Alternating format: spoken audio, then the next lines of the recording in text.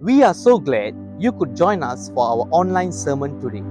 Before we hear God's word, we will have scripture read. நீங்கள் இணையம் வழியாக இடம்பெறும் பிரசங்கத்தில் எங்களோடு இணைந்திருப்பதில் நாங்கள் மகிழ்ச்சி அடைகிறோம். ஆண்டவருடைய வார்த்தையை கேட்பதற்கு முன்பாக வேத வாசிப்பு வாசிக்கப்படும். கர்த்தருக்கு ஸ்தோத்திரம்.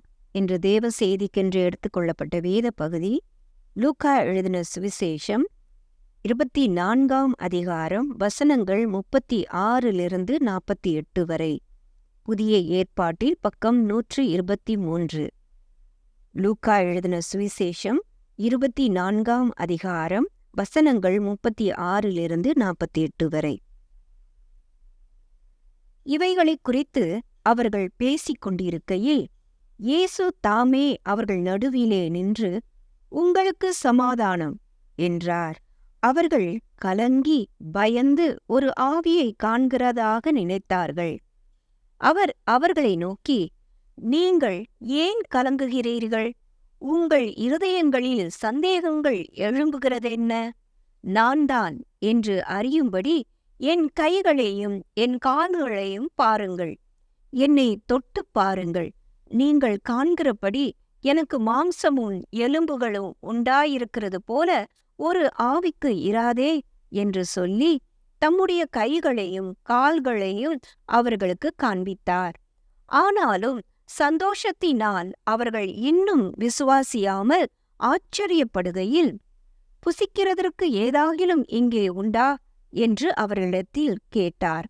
அப்பொழுது பொரித்த மீன் கண்டத்தையும் தேன் கூட்டு துணிக்கையையும் அவருக்கு கொடுத்தார்கள். அவைகளை அவர் வாங்கி அவர்களுக்கு முன்பாக புசித்து அவர்களை நோக்கி, மோசேயின் நியாயப்பிரமாணத்திலும் தீர்க்கதரிசிகளின் ஆகமங்களிலும் சங்கீதங்களிலும் என்னை குறித்து எழுதியிருக்கிறவைகளெல்லாம் நிறைவேற வேண்டியதென்று நான் உங்களோடு இருந்தபோது உங்களுக்கு சொல்லிக் கொண்டு வந்த விசேஷங்கள் இவைகளே என்றார். அப்பொழுது வேத வாக்கியங்களை அறிந்து கொள்ளும்படி அவர்களுடைய மனதை அவர் திறந்து அவர்களை நோக்கி, எழுதியிருக்கிறபடி கிறிஸ்து பாடுபடவும் 3ஆம் நாளில் மரித்தோரிலிருந்து எழுந்திருக்கவும் வேண்டியதாயிருந்தது. அன்றியும் மனம் திரும்புதலும் பாவ மன்னிப்பும் எருசலேம் தொடங்கி சகல தேசத்தாருக்கும் அவருடைய நாமத்தினாலே பிரசங்கிக்கப்படவும் வேண்டியது. நீங்கள் இவைகளுக்கு சாட்சிகளாயிருக்கிறீர்கள். ஆமென். இது தேவனுடைய வசனம். நாம் யாவரும் சேர்ந்து சொல்வோம், தேவனுக்கு ஸ்தோத்திரம். உங்கள் அனைவரையும் மீண்டும் சந்திப்பதில் சந்தோஷம் அடைகிறேன். ஆண்டவருக்கு நன்றி செலுத்துகிறேன். வாருங்கள், நாம் இந்த நேரத்தில் கூட தலை வணங்கி கண்களை மூடி இந்த நேரத்தை ஆண்டவர் நம்முடைய அன்பான ஆண்டவரிடத்தில் ஒப்பு கொடுப்போமாக. அவரோட வழிநடத்தலும் அவரோட ஆவினால் மூலமாக கூட நம்மை இந்த நாளில் கூட பலப்படுத்துவாரும் வழிநடத்துவார் என்று நம்ம ஜெபம் பண்ணுவோமாக. பிதாவே, இந்த நாளுக்காக நாங்கள் நன்றி செலுத்துகிறோம். இந்த நேரத்தில் நாங்கள் கூடி உமது வார்த்தையை பெற்றுக்கொள்ளும் நேரத்தில் ஆண்டவரே, உமது வார்த்தையை கேட்கிற ஒவ்வொரு மத்தியிலும் ஆண்டவரே, உமது நன்மையும் கிருபையும் அதிகரிக்க நாங்கள் ஜெபிக்கிறோம்.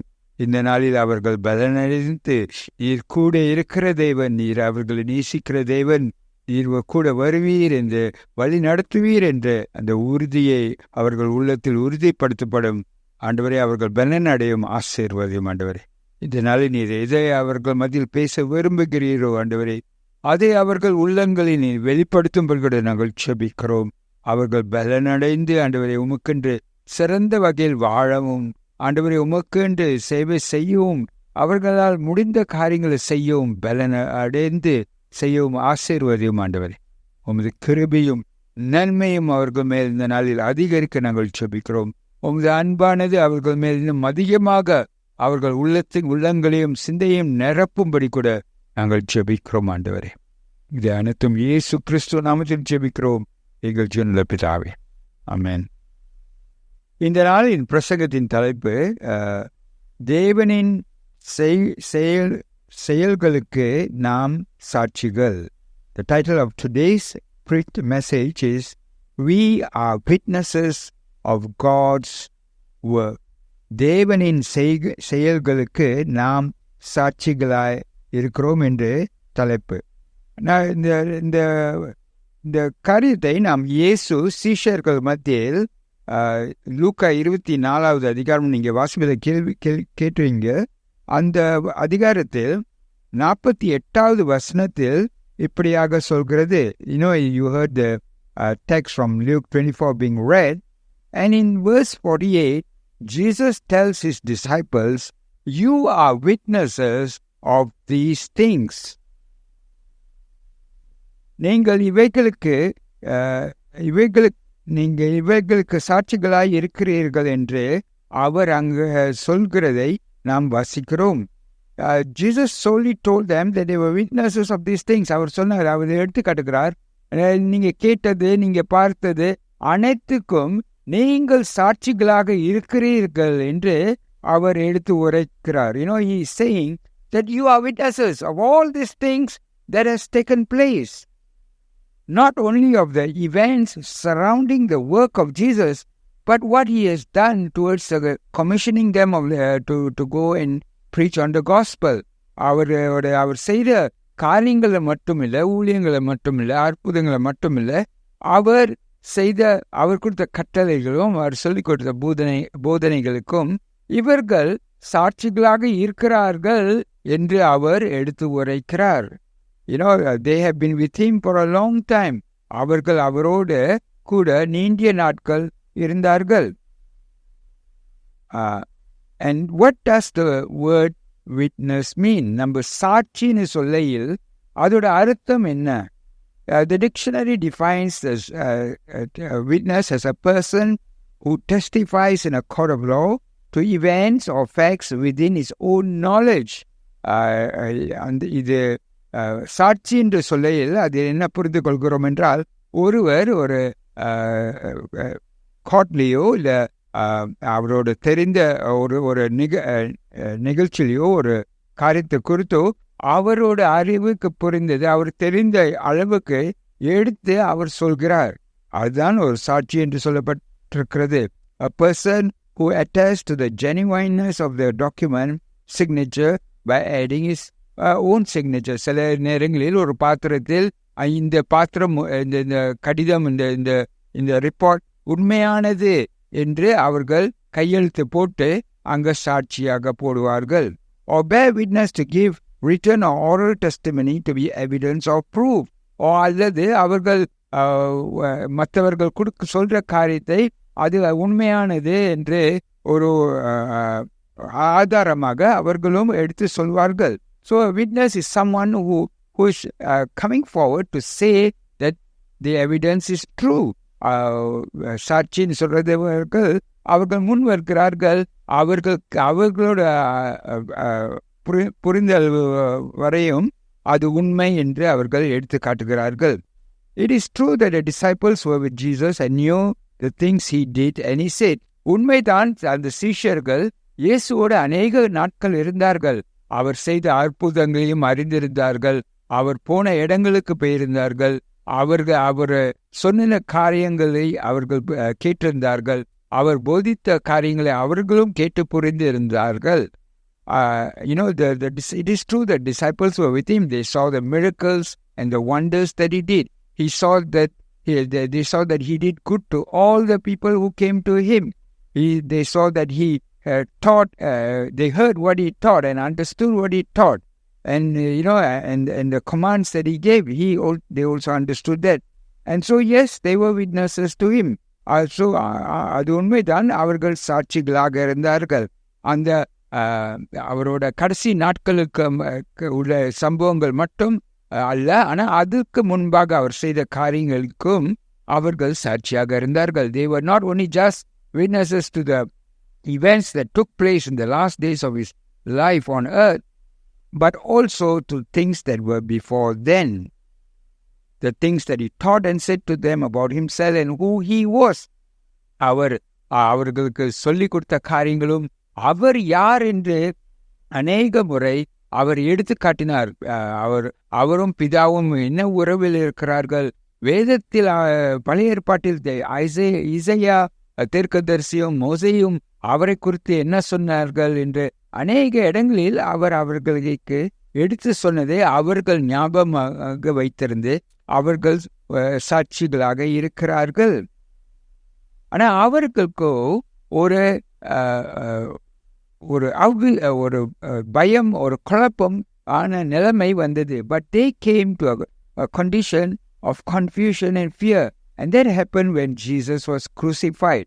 எப்ப இயேசு சிலுவையில் மரணம் அடைந்தார்களோ அந்த நேரங்களில் அவர்கள் ஒரு பயத்தைக்குள் சென்று, ஒரு குழப்பத்திற்குள் சென்று அவர்கள் ஓடி ஒளிந்து விட்டார்கள். Having seen Jesus Christ arrested, seeing him tortured and crucified, died and buried, put a fear in them and confusion. And so they ran and they hid and they stayed away. And in this passage that was read, we see them gathered in the room.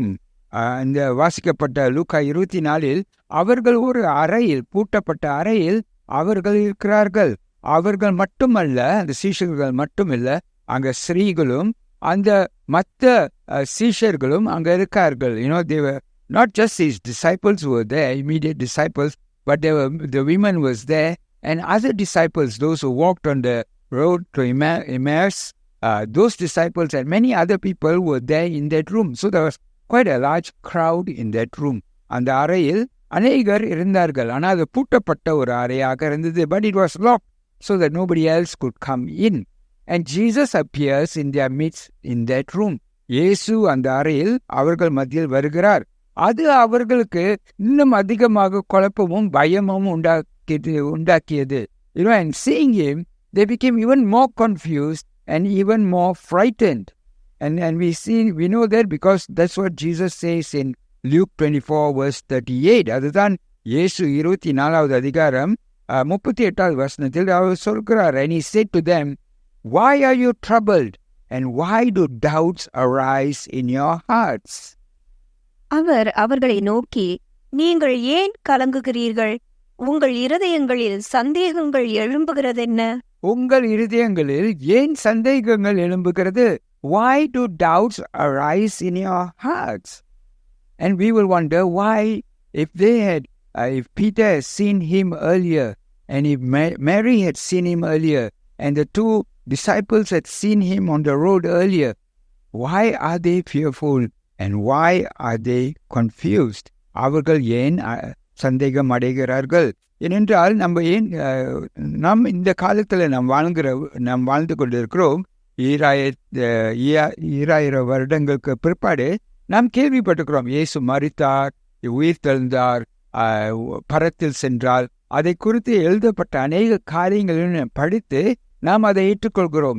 We live 2000 years after later and some years later, and we are able to understand resurrection better because many articles have been written, the disciples wrote, and there are many writings about Jesus having died, being buried, resurrected and ascended. And so we are able to understand. But the disciples didn't have any such sort of knowledge at that time. ஆனால் சீஷர்களுக்கோ அந்த காலங்களில் உயிர் தெழுந்தார் என்றால் அவர்கள் கேள்விப்பட்டதே இல்லை. அவர்களுக்கு புரிந்திருக்காது.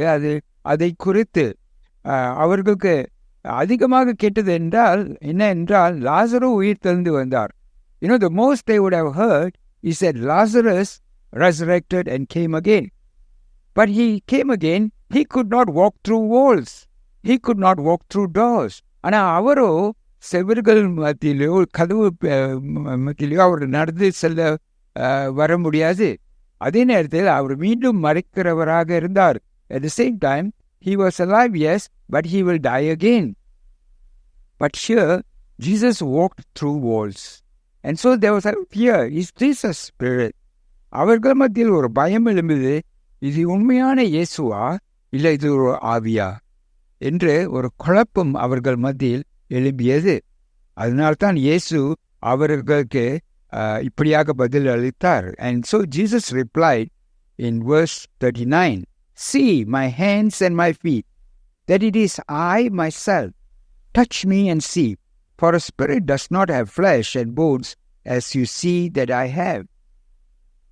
நான் தான் என்று அறியும்படி என் கைகளையும் என் கால்களையும் பாருங்கள், என்னை தொட்டு பாருங்கள், நீங்கள் காண்கிறபடி எனக்கு மாம்சமும் எலும்புகளும் உண்டாயிருக்கிறது போல ஒரு ஆவிக்கு இராதே என்று சொல்லி தம்முடைய கைகளையும் கால்களையும் அவர்களுக்கு காண்பித்தார். அவர்களுக்கு காண்பித்தார், சொன்னார், இது நான் தான். He says, it is me. It is I. See my hands. See my feet. Touch and see. And he even asked for food to eat. அவர் சொன்னார், இது நான் தான். என்னை பாருங்கள், தொட்டு பாருங்கள், காயங்களை பாருங்கள். அதே நேரத்தில் அவர் கேட்டார், அவர் சாப்பிட்றதுக்கு எதுவும் உணவு இருக்கிறதா என்று. அவர்கள் மீனை தந்தார்கள். அவர்கள் முன்பாக அவர் சாப்பிட்டாரு. He asked for food and they gave him a broiled fish and he ate it in front of them. So they were joyful to see him, but they were also disbelieving. அவரை காண்பதற்கு அவர்கள் சந்தோஷம் அடைந்தார்கள். ஆனால் அதே நேரத்தில் அவர்கள் உள்ளங்களில் ஒரு அவிசுவாசம், ஒரு குழப்பம் எழும்பியது. ஏனென்றால் அவர்களால் புரியவில்லை, அவர்களுக்கு புரிந்து கொள்ள முடியவில்லை. They could not understand this new body that Jesus had. So the scripture also says that 40 days after his resurrection, Jesus went about telling and teaching, talking to different kinds of people, of his people. அங்கே வேதத்தை நாம் வாசிக்கிறோம், அவர் உள் தெரிந்த பிற்பாடு ஏறக்குறைய 40 நாட்களுக்கு அவரோட ஜனங்களை அநேகரை அவர் சந்தித்தார். அவர்கள் மத்தியில் வேதத்தை குறித்து அவர் தெளிவாக எடுத்து பேசினார். And he went among them explaining the scripture to them, letting them know that it was necessary for him to suffer and to rise, to die and to rise again on the third day. அவர்களுக்கு அந்த வேதத்தை எடுத்து பகிர்ந்து கொண்டு அவர்களுக்கு வெளிப்படுத்தினார் எவ்வளவு அவசியமாக இருந்தது. அவர் பாடுபட்டு மரித்து உயிர் தழுது அது அவசியமாக இருந்தது என்று அவர் வெளிப்படுத்துகிறார். அது ஒரு தற்காலிகமாக திடீர்னு நடந்த ஒரு சம்பவம் இல்லை. ஆனால் இது ஆண்டவரோட மனுஷத்துவத்தை மீட்பதற்கு ஒரு திட்டமாக இருந்தது என்று அவர் வெளிப்படுத்துகிறார். He is explaining it to them to say that this is not some unfortunate event that happened and had to be handled, but this was a necessary part of God's redemptive plan for mankind. அவர் ஆண்டவரோட மன்னிப்பும் அதே நேரத்தில் மனுஷனோட மனு திரும்புதலுக்கும் இது ஒரு வாய்ப்பாக இருக்கிறது என்று அவர் வெளிப்படுத்துகிறார். He says, that through this necessary step that he has taken, sacrifice that he has taken, it is now possible for people to repent and for forgiveness of sins to be brought into the world. And so he opened their understanding, opened their minds to the scriptures.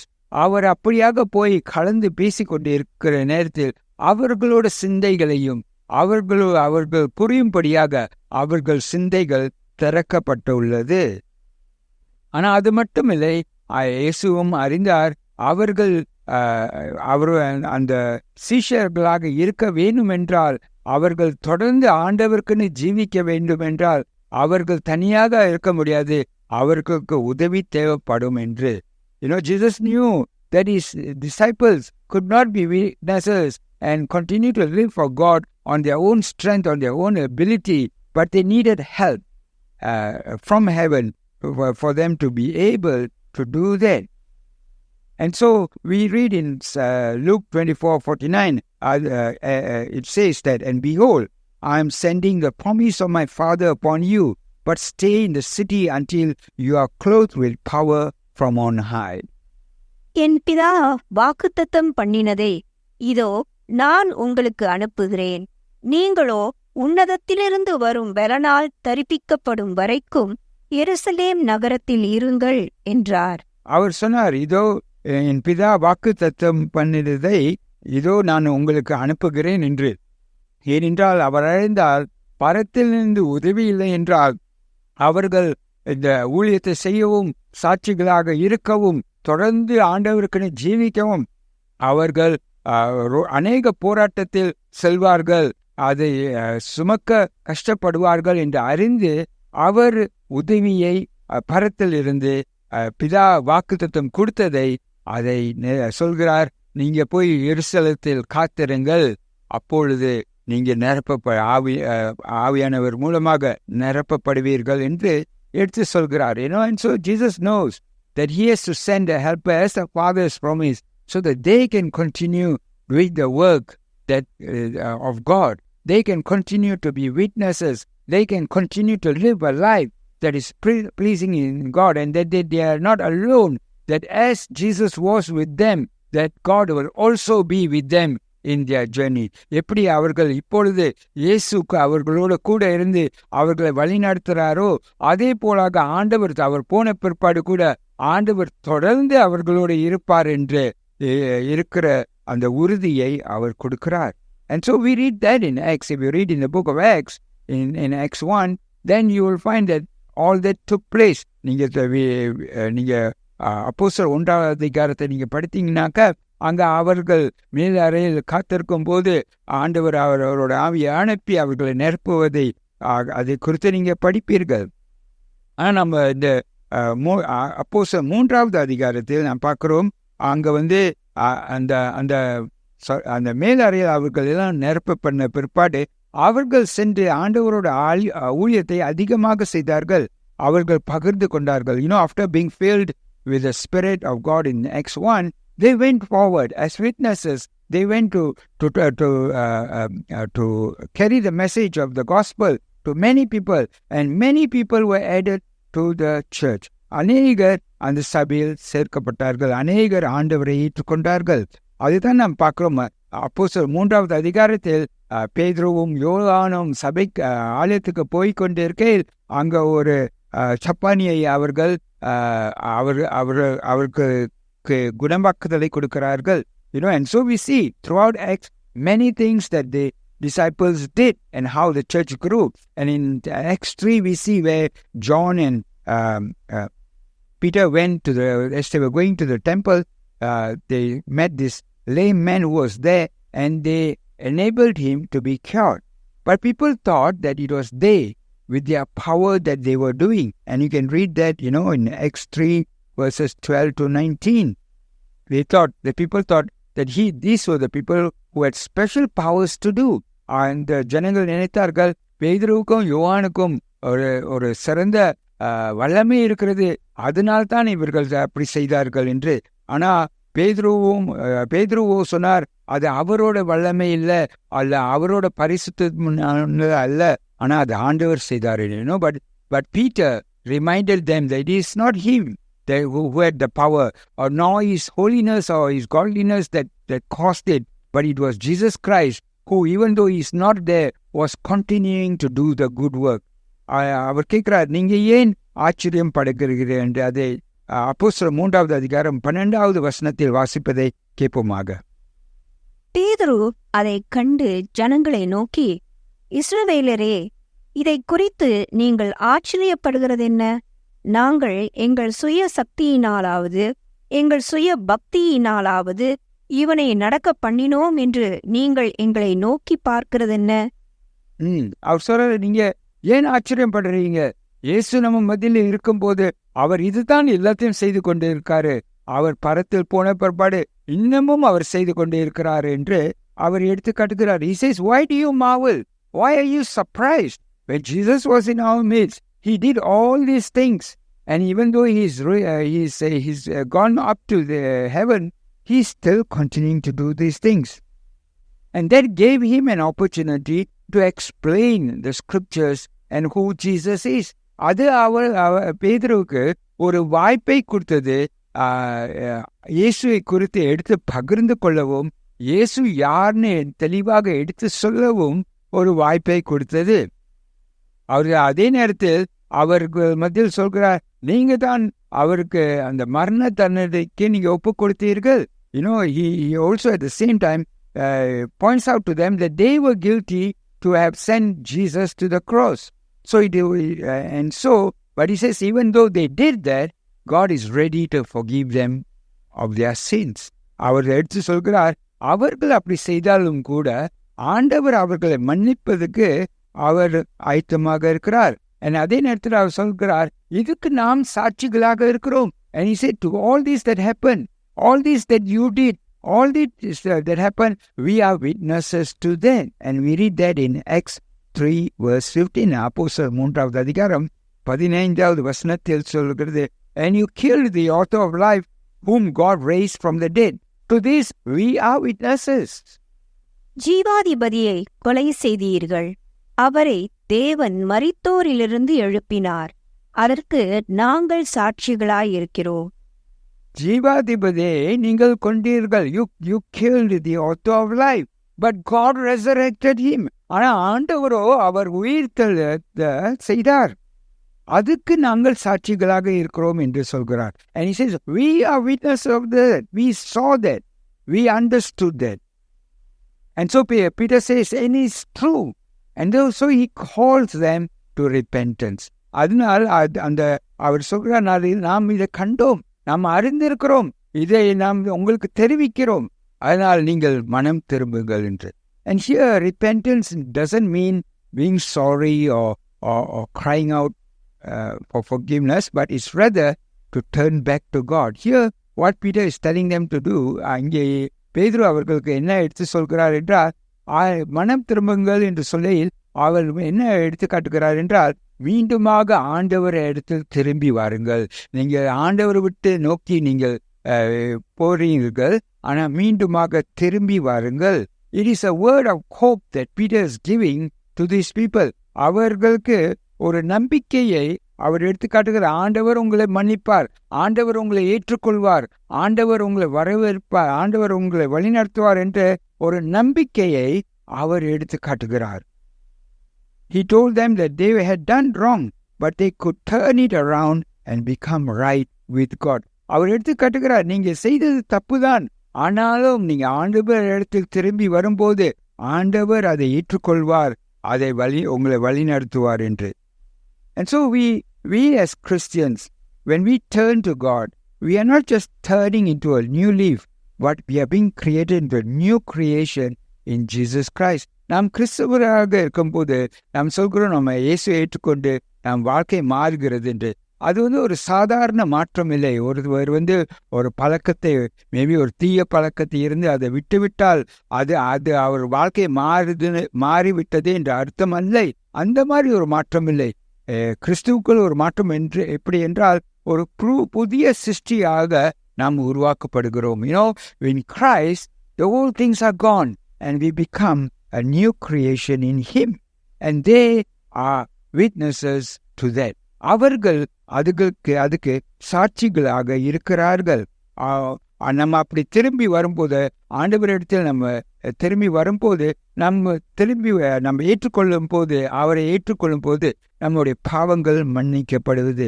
The one who repents and is converted is forgiven their sins, and the record itself is no more kept. So the disciples were indeed witnesses to everything that Jesus had said and done.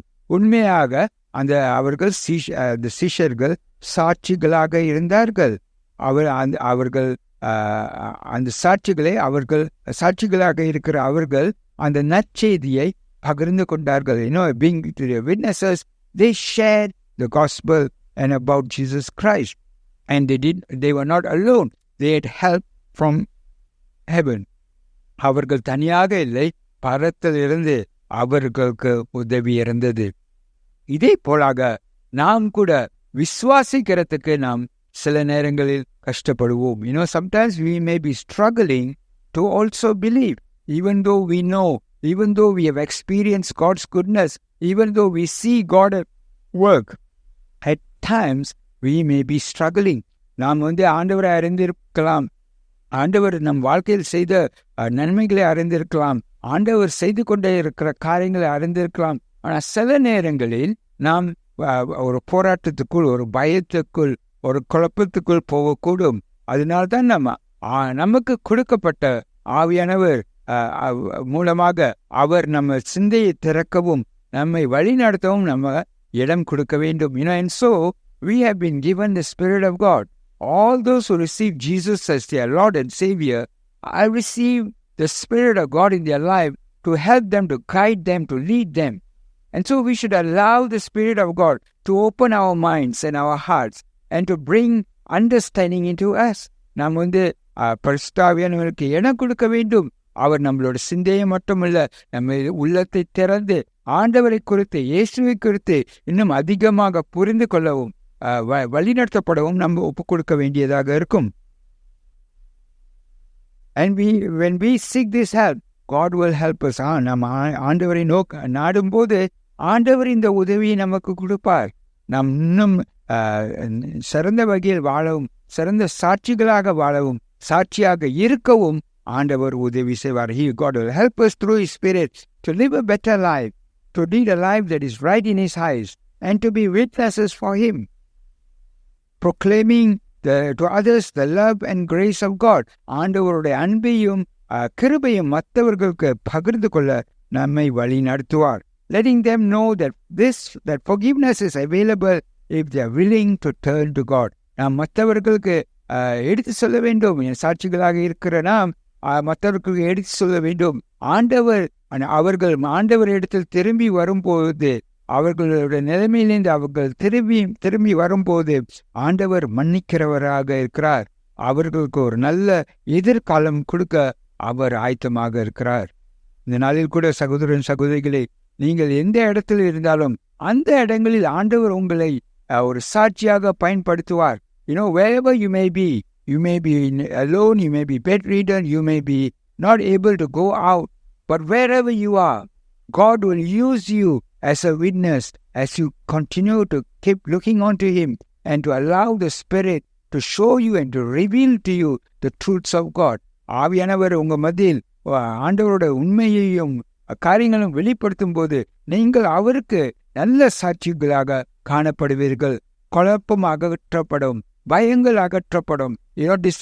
All disillusions and fears and discouragement will be removed as the Spirit of God strengthens you to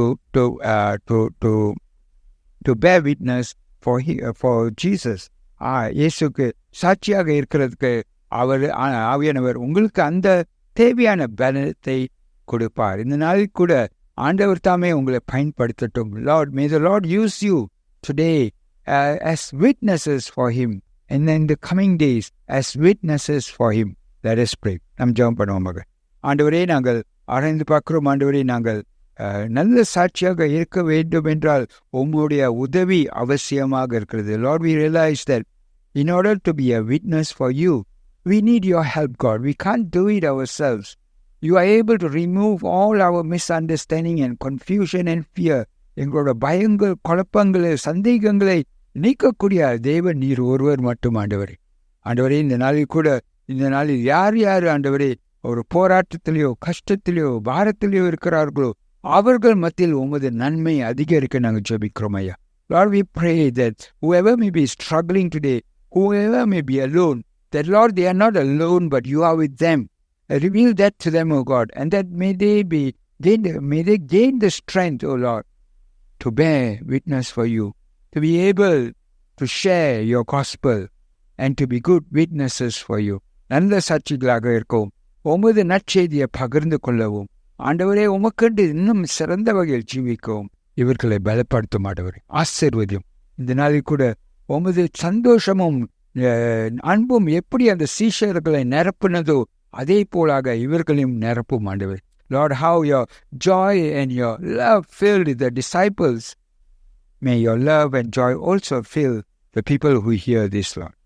We pray all this in Jesus' name. இது அனைத்தும் இயேசு கிறிஸ்து நாமத்தில் ஜெபிக்கிறோம் எங்கள் ஜீவனுள்ள பிதாவே. Amen. We hope you have been blessed by the word of God today. If you have any questions after hearing the sermon today, or you need someone to talk to, please contact our church office. We would like you to know that you are not alone and that we as a church are willing to journey with you. We hope to be a safe space where you can grow in Christ as a person. We hope you have a great week. God bless you. நீங்கள் கர்த்தருக்குள் ஒரு நபராக வளர்ச்சி அடைவதற்கு உங்களது பாதுகாப்பான இடமாக நாங்கள் இருக்க விரும்புகிறோம். இந்த வாரம் உங்களுக்கு சிறந்த வாரமாக அமையட்டும். ஆண்டவர் உங்களை ஆசீர்வதிப்பாராக.